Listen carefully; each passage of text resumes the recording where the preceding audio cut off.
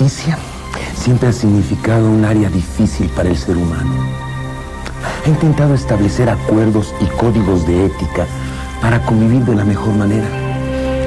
El bien y el mal, lo correcto o lo incorrecto, son conceptos que cambian según las consideraciones de la época. ¿Cuáles habrán sido los derechos de los individuos en la antigua Roma? ¿Cuáles eran sus códigos?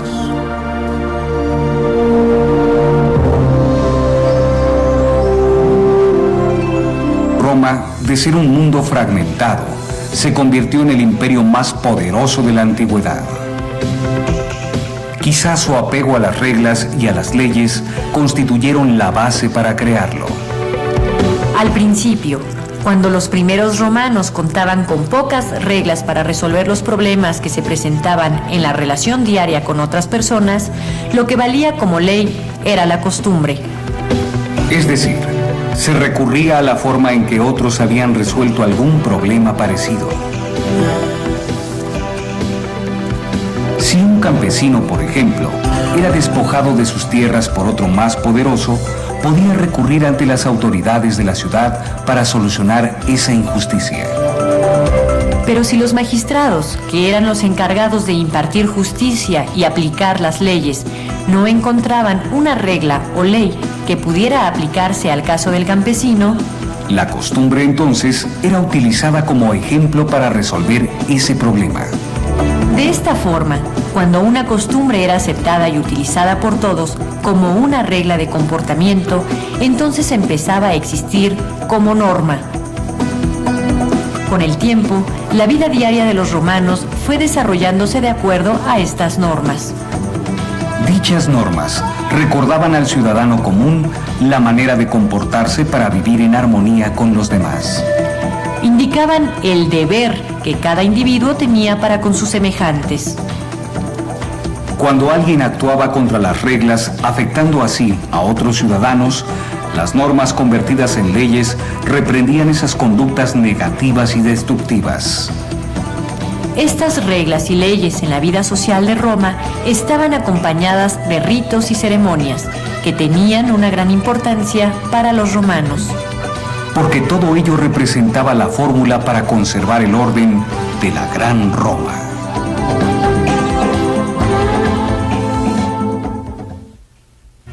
Su dignidad, sus reflexiones políticas y éticas.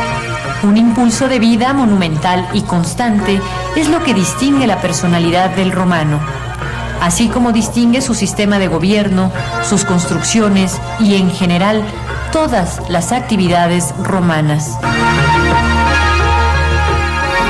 El temperamento romano también se exhibía en festivales que parecían no tener fin. Grandes multitudes convergían en el anfiteatro y en los numerosos circos romanos. La aglomeración era tal que muchas personas morían aplastadas. Estos espectáculos eran por lo regular organizados por el gobierno, y uno de sus principales objetivos era divertir a los grupos de romanos desocupados e insatisfechos de las leyes. Los intelectuales romanos se escandalizaban por lo que observaban. En cambio, los pobres y frustrados encontraban en estos espectáculos un escape para sus inquietudes no resueltas. El gobierno creaba con estos circos y espectáculos una válvula de escape para todas las irritaciones del pueblo, las cuales, de otro modo, podían volcarse contra el Estado.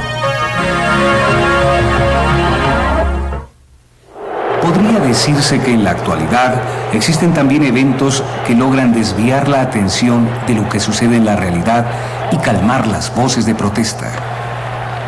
Cabría preguntarse si estas situaciones pueden, verdaderamente, aniquilar el impulso hacia la confrontación y el cambio.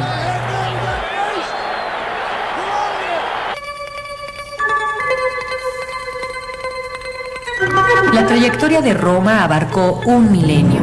En ese espacio de tiempo, Roma construyó el mayor imperio jamás visto. Pero el tamaño y la estabilidad del imperio no representan la grandeza de Roma.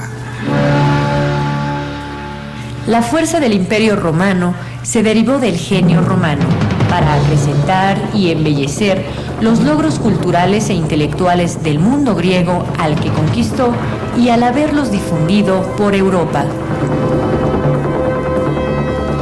La arquitectura, el arte y la religión, con la influencia de Grecia, llevan el sello inconfundible del poder y la firmeza romanos.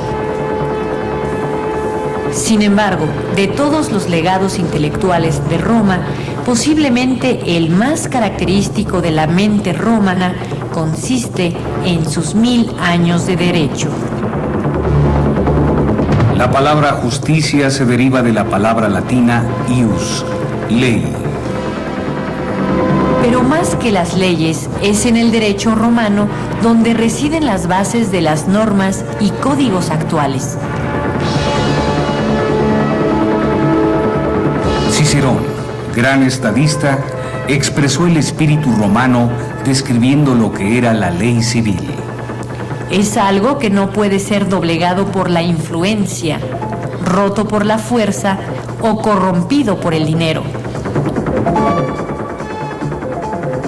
Los derechos y las leyes desde entonces representan la única manera de lograr la justicia.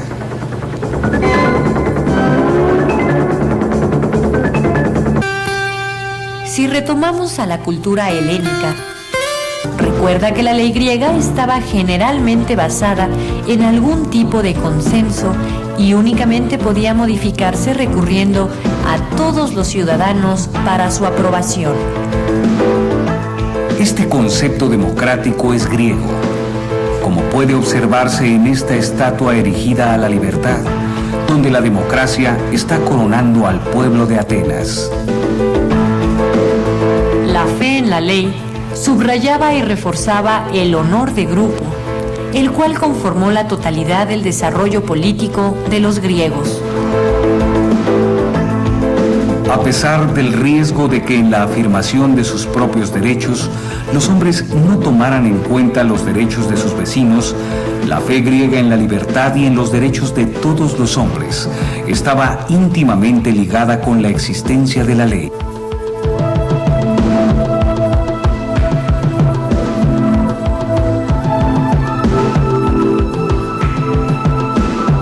Los romanos tomaron como ejemplo de vida muchas de las costumbres griegas. Con el paso del tiempo, fueron perfeccionando estos ejemplos y crearon su propia cultura. El derecho romano se fundaba en 12 tablas, que aunque no existen restos de ellas, se sabe que eran distintas normas escritas sobre láminas metálicas colocadas en sitios estratégicos para que todos pudieran leerlas. Eran sencillamente una serie de disposiciones concretas, referentes a acciones ante los tribunales, leyes, familiares, testamentos, derechos de propiedad y comportamiento público de los ciudadanos. Obviamente estas disposiciones respondían a las circunstancias de aquella época. Entre otras cosas, por ejemplo, prohibían a un romano perjudicar las cosechas de su vecino por medio del uso de hechizos. En las tablas y durante siglos posteriores, la ley romana era esencialmente ley civil, relacionada principalmente con los derechos de los individuos. Fue hasta avanzado el imperio que los romanos dejaron de impartir justicia por su propia mano cuando apareció un cuerpo específico de ley criminal, mediante el cual el Estado cuidaba de la acusación y castigo de los criminales. Independientemente de los cambios políticos, el derecho romano, basado en la negociación y en acuerdos que beneficiaran a la mayoría, continuó su desarrollo.